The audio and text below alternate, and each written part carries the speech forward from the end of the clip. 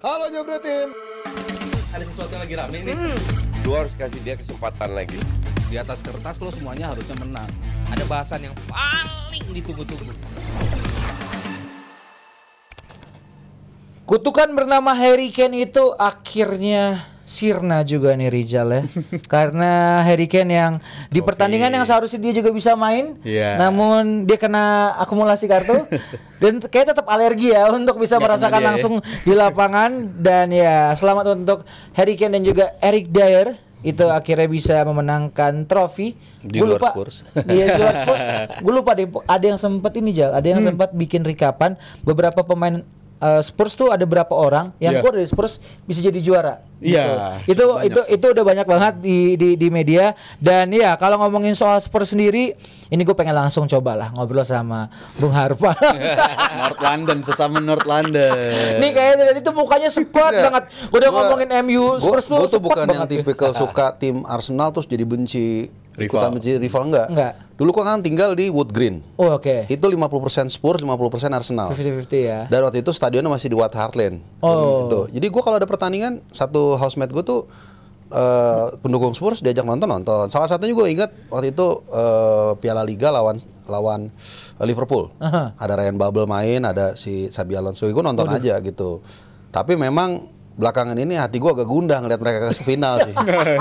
Tetep ya nggak bisa bohongin hati lo sendiri ya. Bisa, cuman gue take it easy, gak dibawa serius lah. Oke. Dan ya lo ngelihat Spurs yang sebenarnya ya kalau kita ngomongin barengan sama MU di IPL sekarang ya kalau orang bilang ya gue katakan jadi badut gitu di liga sendiri. Cuman untuk di Europa League ternyata bisa sampai sejauh ini bukan lagi soal bagaimana liga kompetisi di Eropanya jelek, tapi menurut gue bagaimana ada dua different tim sepertinya untuk Spurs dan juga MU. Tapi gue pengen ngomongin Spurs dulu nih Om. Lo ngelihatnya Spurs sampai ke final gimana Dar?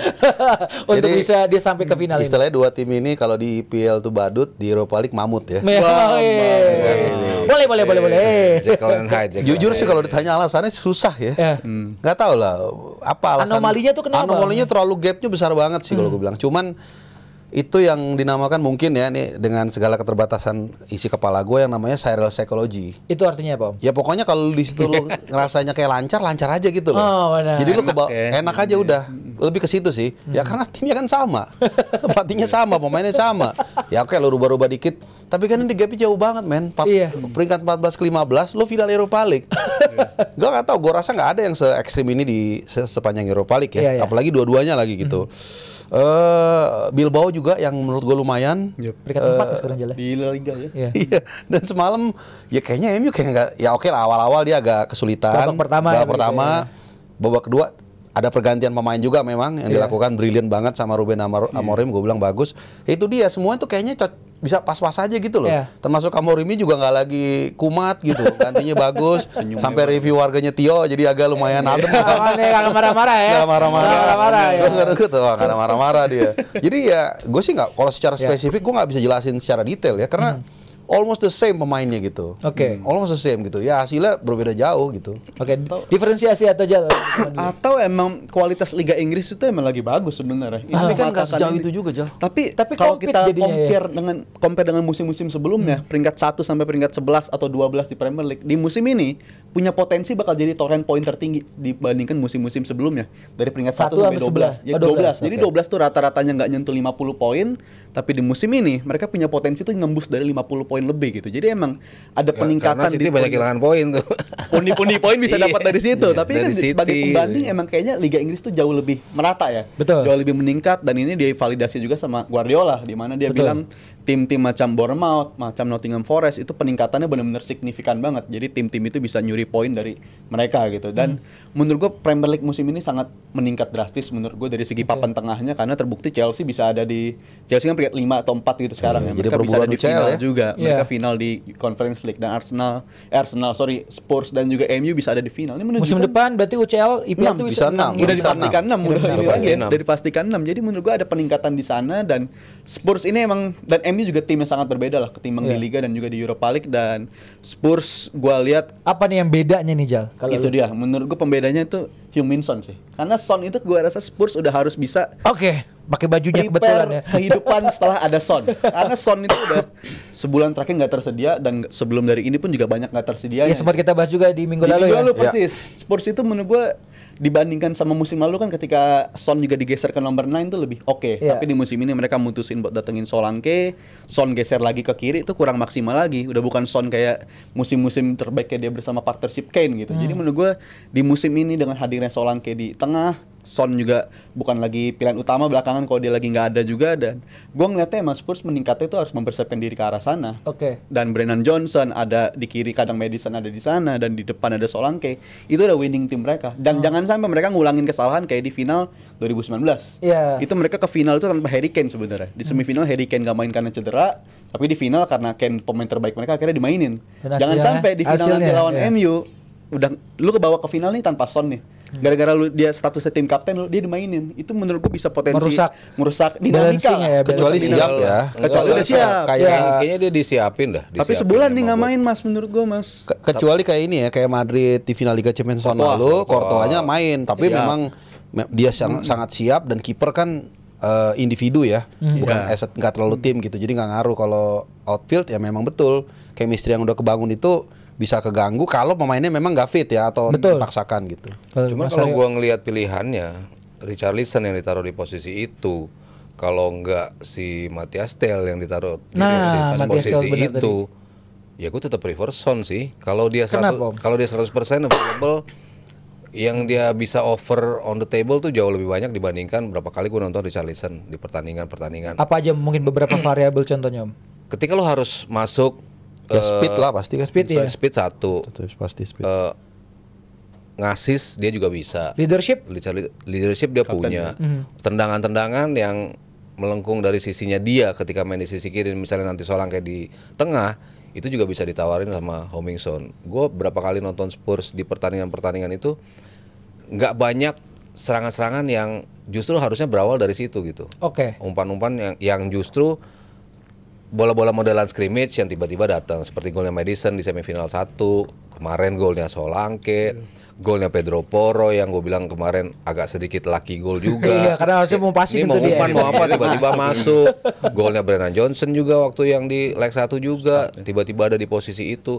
Jadi banyak yang tidak set up dengan sempurna tapi ujungnya menjadi gol gitu. Itu yang dari kalau kita bicarain Heung-min Son gitu. Terus tadi gue nyambung lagi, tadi Harpa bilang ini pertemuan dua tim, betul, yang paling rendah posisinya sepanjang sejarah sebuah turnamen di Eropa. 14 peringkat 4 paling rendah itu ada dua tim, gue lupa dua-duanya peringkat 12. Satu jadi juara, lupa gue apa. Yang satu lagi Fulham peringkat 12. Fulham itu 2010 waktu lawan Atletico Madrid. Waktu mereka kalah 2010 itu di Hamburg, mereka peringkat ke 12. Jadi this is the worst posisi untuk sampai ke sebuah final. Kalau tadi kita sempat ngeributin tentang Liga Eropa dan juga Liga Champion, justru ini peta Liga Eropa sesungguhnya ketika nggak ada lengseran dari atas ya. Lungsuran dari atas yang biasanya mendominasi Europa League-nya setelah mereka lungsur. Nah ini benar-benar kekuatan Liga Eropa sekarang memang lagi agak bisa dibilang sedikit di bawah kalau gue bisa lihat parade tim-tim yang ada di situ ya. Oke lah, Sociedad bagus tapi lagi jelek banget ketika mereka main ketika lawan MU. Bilbao juga sebetulnya menjadi tim yang bagus tapi nggak bisa nunjukin kualitas. Tapi selebihnya kita ngelihat ya Lazio juga ya memang lagi seperti ini kualitas Liga Eropa sekarang setelah tidak ada lungsuran dari atas. Cuman UEFA pinternya kenapa mereka tetap mau membuat partai ini rame untuk diperjuangkan adalah tiket menuju Liga Champion. Makanya gue bilang ya tetap layak karena ini menjadi stimulus yang betul-betul membuat tim, kalau gue nggak lolos Liga Champion nih, gue nggak rasa tuh MU sama Spurs bakal mati-matian memperebutkan posisi ini ya. Kalau emang cuma juara ya udahlah kita nggak main di Eropa musim depan, mereka mungkin nggak akan semati-matian ini. Tapi kan yang akhirnya itu bisa membedakan kenapa di Liga mereka begini, kenapa di Eropa mereka begini. Yang gue sering jabarin di sini juga, ya ini memang menjadi panggung terakhir dari pemain-pemain ini nih. Si Postecoglou lagi di ujung tanduk, para pemainnya juga musim depan apakah masih akan stay apa enggak. Betul. United pun seperti itu. Banyak utang. Iya kan? Lo butuh duit pemasukan dari segala macam rights dan kawan-kawannya ketika lo bermain di Liga Champion. Belum lagi kepastian lo di tim musim depan gitu loh. Kalau lo nggak bisa tawarkan something special, termasuk menggilanya Mason Mount, menggilanya lagi Casemiro, ujuk-ujuk mainnya bagus semua nih menuju ujung-ujung. Wih, tahan dulu Om kalau ngomongin MU TV-nya. Ya kan? Nanti aja. Karena gitu. mereka ya. pastinya kan ingin menunjukkan bahwa musim depan gue masih mau main nih, masih mau jadi bagian dari MU. Spurs pun seperti itu, gue masih nunjukin. Karena kan banyak banget loh persaingan ya untuk mencari tempat di Spurs itu sendiri. Back four-nya aja lawan West Ham beda, kemarin lawan Bodo Glimt beda lagi back four-nya. Mereka bisa merotasi sampai 4-4-nya tuh bisa berubah gitu. Lini tengahnya mereka udah nggak ada Bergvall kemarin, udah pasti nggak ada di final nih. Udah gitu Maddison juga udah pasti nggak ada di final. Tapi mereka kemarin Kulusevski agak sedikit step up dibandingkan kalau kita lihat dari Januari emang kan decline banget gitu. Kemarin agak lumayan lah ngasih bantuan sedikit.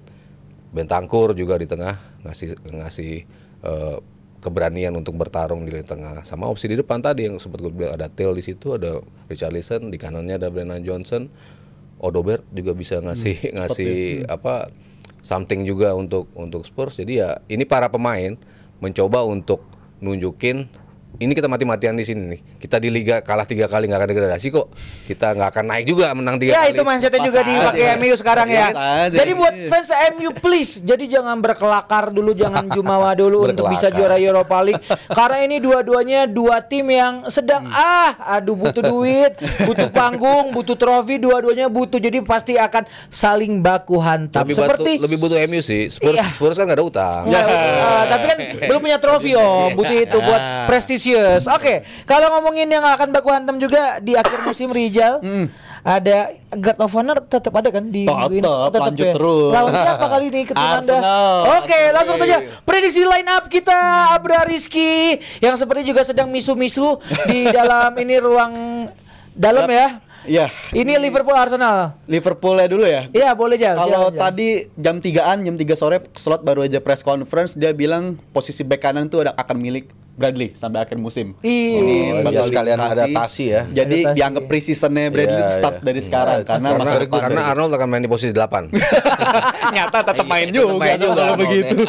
Jadi ini dianggap sebagai pre-season bagi Bradley dan gue setuju emang itu kayaknya langkah yang harus dilakukan oleh Liverpool. Dan untuk di tengah ya Endo, gue suka Endo, tapi kalau untuk sebagai starter gue rasa dia bukan starter. Maksud lo Bradley itu untuk start apa?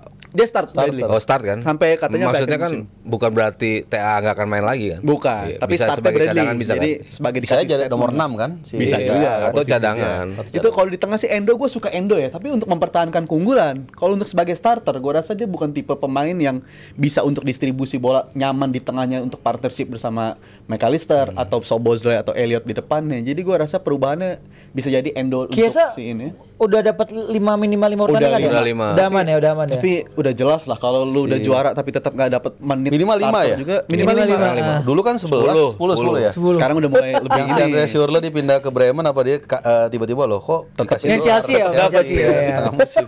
udah jelas lah kayak saya. Gue tadinya prihatin sama dia nggak dapat menit bermain juga, tapi seburuk itu ya dia. Lawan Chelsea nyata Elliot bisa dapat menit bermain, Kwanza dapat menit bermain, tapi Chiesa nggak dapat juga.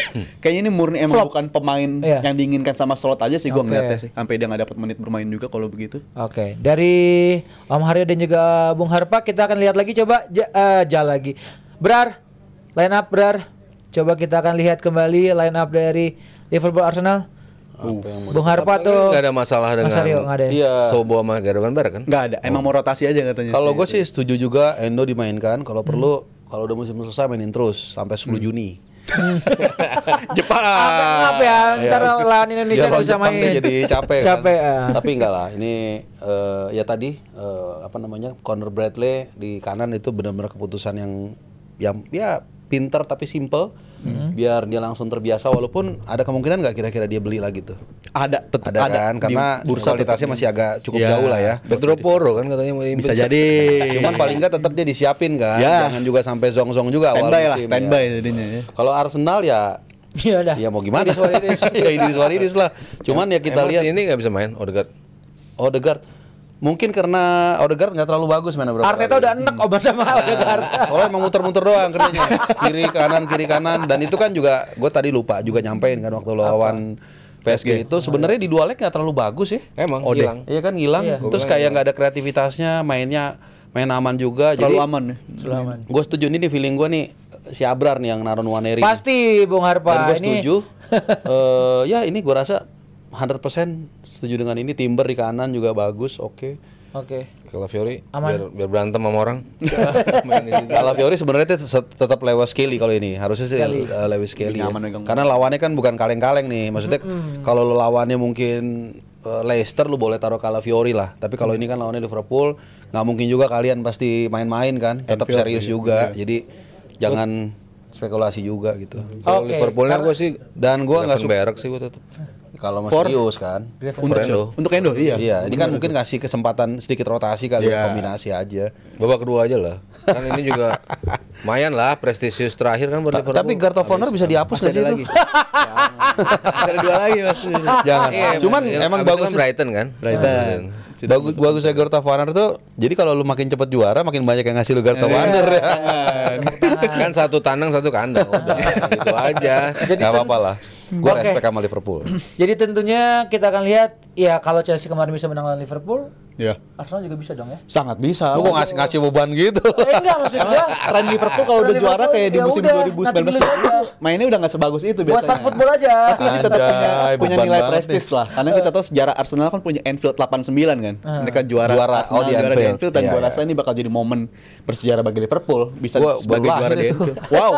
Wow, sangat belum lahir deh. Oleh Mas Aryo, Ada bumbu sejarahnya gua. bisa greget Arsenal untuk Harus penghabisan ya. Harus nunjukin sih. Karena kan peringkat kedua mereka bisa menjadi tidak aman.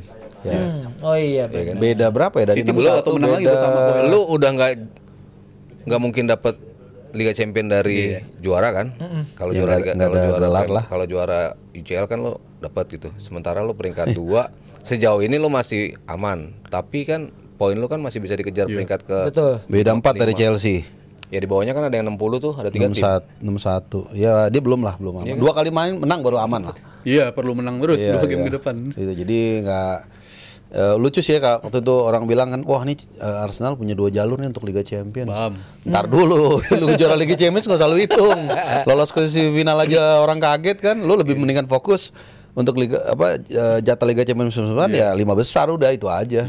Nggak usah ngarepin lu dapat jalur dari juara Liga Champions, itu berat lah. Bukannya nggak bisa, dan ternyata terbukti kan. Ya, itu dia. Jadi sekarang makanya Arsenal ngalah di semifinal biar bisa fokus. Fokus lawan Liverpool yang udah juara IPL ya. Oke, jadi buat fans Arsenal, sabar-sabarin mentalnya ketika nonton pertandingan akhir pekan ini. Nggak usah nonton dari awal, jadi nontonnya pas udah pre-kick off, nah baru nonton ya. Nonton dari awal, soalnya gue yang siaran.